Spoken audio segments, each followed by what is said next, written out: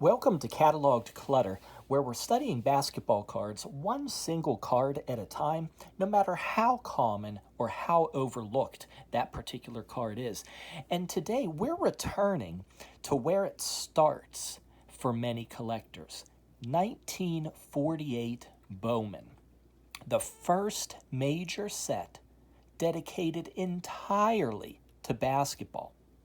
And that set stands alone until Topps arrived on the scene in 1957-58 with their basketball set. This is the first basketball play card that we've looked at from this set, finally adding one of those. They're a really unique feature of this set, and they're worth a lot if they're in great condition. Well, this one is not in great condition. I'm sure you can tell that just from looking at it here. In fact, this card shows just how rough these cards can sometimes be when you finally locate them. I have no idea, everybody, how the bottom edge got that bad. That's not the video or nothing. That's actually the edge of the card. Nice little wave there. Yeah, not only is it wavy, but the wave itself is pretty rough. Pretty rough. What about this side? Yeah, there's an issue. Look how thin it is. Gets really thick around there. And then, if you think this side's any better, look at this. You might get a splinter if you run your finger along that edge. Rough, but it really makes you respect the top edge. Obviously, this card was on the top of the sheet. I'm genuinely curious. I just don't know what the cutting situation is for these 1948 Bowman cards. Were many of them hand cut? What exactly happened here? I'd like more information on that. But yeah, this is a pretty rough one. This particular card appears early in Series 2. Those were cards number 37 to 72. These cards were produced in fewer quantities. Series 2 is harder to find. Me personally, I'm just happy to have this card regardless of condition. Even though it's pretty wild in terms of how these edges were cut, this card shows a double screen, particularly as it says on the back of the card. This is a double screen with the center court kept open. These cards, to me, are really fun to look at, especially for those of us who played basketball. I wasn't that good, but it still takes me back to junior high and high school when we would memorize and practice some of these fundamental plays. So on these cards, the offense, that's these squares, those 5 players. The defense are these kind of football-shaped ovals, those 5 players. So you can see this is a man-to-man defense that we're looking at right here. So this double screen play, you have 3 players on offense up here, well above the key, okay? Then here's what happens. So player C, he's going to run, and he's going to set a screen on that defender. So down, there he goes. E can now cut through. He's open, and it's E who's going to get the pass from A, okay? These dotted lines in these cards, that's the pass. So we got the screen set, E cuts in, and A passes him the ball. Now, while this is happening, player B is doing the same thing. See, he's setting a screen on D's defender. Now, at this point, I'm kind of thinking, look, E got the ball. He needs to just shoot or drive and get this done. But no, here in 1948, we're going to get a little more complicated than that.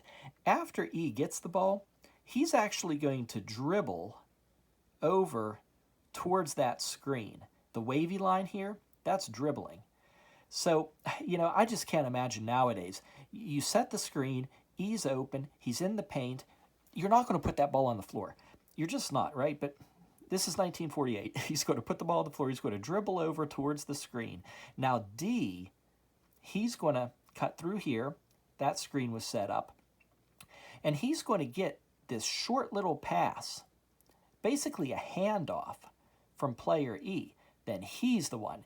He's the one that's going to cut through, drive to the hoop. The back of the card, that little short pass, they call that here, where is it? A short shuttle pass. He's going to get a short shuttle pass from E. So that's how this particular play on card number 41 works. Basically, we have two screens, cut through, get the pass, dribble, dribble, little handoff, and D can finally take that ball in. So there you go, some exciting action from the late 1940s. Fun card. I think these are fun. Bowman produced plenty of baseball cards in the late 40s into the 50s, but this 1948 Bowman basketball set is their only complete basketball run until 1996-97 Bowman's Best. And those were actually produced by Topps. Topps purchased Bowman way back in 1956. So some of these transactions and the use of the name, I mean, we're spanning a lot of time here. We really are. Now, to give more context to this set, too, I want you to keep this in mind. This 1948 Bowman set features BAA basketball players. That was the Basketball Association of America. Its final season, now remember, this is 1948 Bowman. The BAA's final season was 1948-49. And after that, it merged with the National Basketball League, the NBL. And guess what? That formed the NBA. So these 1948 cards fall into place right during this moment of transition, right then, right before the creation of the NBA, right there. Great history, great history. If you've never seen one of these cards in person, you really should. Just at least one. Got to pick up at least one.